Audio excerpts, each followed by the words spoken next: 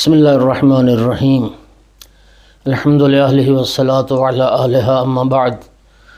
مومنین کرام، آج ایک نئے فرمان معصوم کے ساتھ حاضر خدمت ہوں۔ امام جعفر صادق علیہ السلام نے ارشاد فرمایا، اذا بقى الیتیم اہتز لہ العرش، جب کوئی یتیم گریہ کرتا ہے، جب کوئی یتیم روتا ہے تو عرش خداوندی کانپ جاتا ہے۔ فیقول اللہ تبارک و تعالی، پھر اللہ رب العزت فرماتا ہے، من ھذا الذی ابکا عبدی الذی صلبتہ ابویہ فی صغرہ۔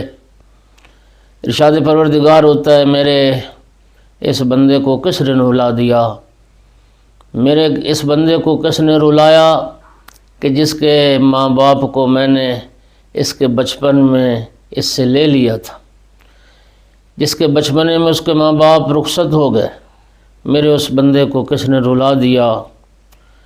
پھر فرماتا ہے، فَوَعِزَّتِي وَجَلَالِي وَإِرْتِفَاعِ فِي مَقَانِي، اللہ فرماتے ہیں، مجھے اپنی عزت و جلال کی قسم اور مجھے اپنے بلند مقام کی قسم، لا يسقطه عبد مومن الا اوجبت له الجنہ، کہ جو بندہ مومن بھی اس یتیم کو خاموش کروائے گا، اللہ فرماتا ہے میں اس کے لیے جنت کو واجب کر دوں گا۔ اللہ تعالی ہمیں یتیموں کا خیال رکھنے والا قرار دے۔